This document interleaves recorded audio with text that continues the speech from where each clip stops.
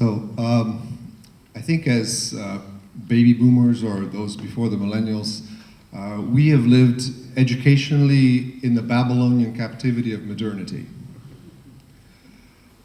Millennials are living in the Persian captivity of postmodernity.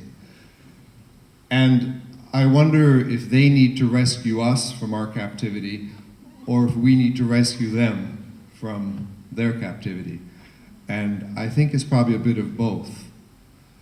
One of the features of postmodern education has been the liquefaction of many elements of education. And Zygmunt Bauman, who's a postmodern sociologist, he writes about liquid modernity. And some of the things that have been liquefied in education are things like authority. The role of authority in modernity was quite clear. In postmodernity, this has been liquefied, and so there's a lot of attention to power structures and how education is a tool of power. And we've heard the call of millennials for equality. We're all involved in more student-centered pedagogies. So the distribution of power so we're all called as educators to no longer be the sage on the stage, but to be the guide on the side. And this liquefaction of authority, I think, has a lot of good things that it is saying to us in our own captivity. But at the same time, those that are millennials that have liquefied this authority, that have become, in a sense, that the center of their own education, the locus is no longer the text, is no longer the teacher, is no longer the tradition. The locus is the individual who scaffolds and builds their own education in bite sizes, constructing it around their own individuality. The outcome of this has been the inferno of anxiety. And postmodern millennials struggle with anxiety because they know that they are in control, but they feel the thinness of their own person.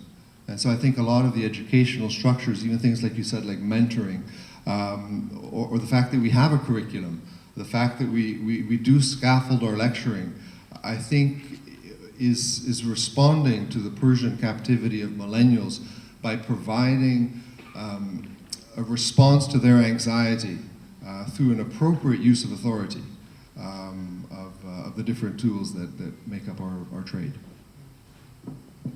So you see that you are talking about authority and helping the millennials to understand authority. Is that what you mean? And because as Dr. Victor just said to us, importance of helping students, the millennials, to develop discipline.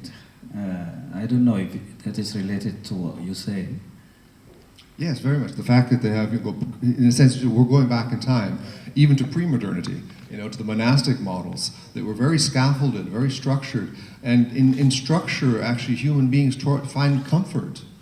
Our children are more secure because we've had rules in our home. Yeah. Now, of course, you can go overboard and authority can become authoritarianism. Yeah. And I think one of the things we might have in our curricula or in our schools is a theology of authority, where we discuss these issues with our students openly, with the abuses and also the devastation that comes with no authority.